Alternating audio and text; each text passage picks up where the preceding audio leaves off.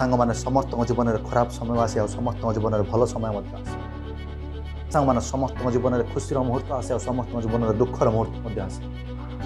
ଆଉ ସମସ୍ତଙ୍କ ଜୀବନରେ ଉତ୍ଥାନ ଥାଏ ଆଉ ସମସ୍ତଙ୍କ ଜୀବନରେ ପତନ ମଧ୍ୟ ଥାଏ। ସାଙ୍ଗମାନେ ଜୀବନରେ ସବୁବେଳେ ଗୋଟିଏ କଥା ମନେ ରଖେ, ଯଦି ଜୀବନରେ କେବେ ଉଚ୍ଚରେ ଅଛ କିମ୍ବା ଯଦି ଆଗରେ ଅଛ ତାହେଲେ କେବେ ଗର୍ବ କରିବନି, ଆଉ ଯଦି କେବେ ପଛରେ ଅଛ ତାହେଲେ ଦୁଃଖ କରିବନି କି ଅବସାଦ ମଧ୍ୟ କରିବନି। କାରଣ ସେନା ଦଳରେ ଛିଡ଼ା ହୋଇଥିବା ସେନାକୁ ଯେତେବେଳେ ସେନାର ମୁଖ୍ୟ ତାକୁ ପିଛେ ମୋଡ଼ର ଆଦେଶ ଦେଇଦିଅନ୍ତି, ସେତେବେଳେ ଆଗରେ ଛିଡ଼ା ହୋଇଥିବା ସେନା ଜଣକ ପଛକୁ ହୋଇଯାଏ ଆଉ ପଛରେ ଛିଡ଼ା ହୋଇଥିବା ସେନା ଜଣକ ଆଗକୁ ହୋଇଯାଏ।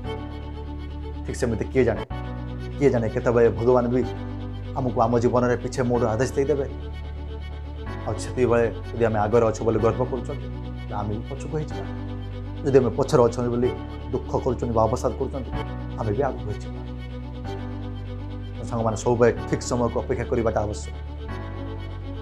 ସାଙ୍ଗମାନେ ଯଦି ଭରସା ଭଗବାନଙ୍କ ଉପରେ ଅଛି ତାହେଲେ ତୁମ ଭାଗ୍ୟର ଯାହା ଥିବ ତୁମେ ସେଇଆ ପାଇବ, ଆଉ ଯଦି ଭରସା ତୁମ ନିଜ ଉପରେ ଅଛି ତାହେଲେ ଭଗବାନ ସେଇଆ ଲେଖିବ ଯାହା ତୁମେ ଚାହ।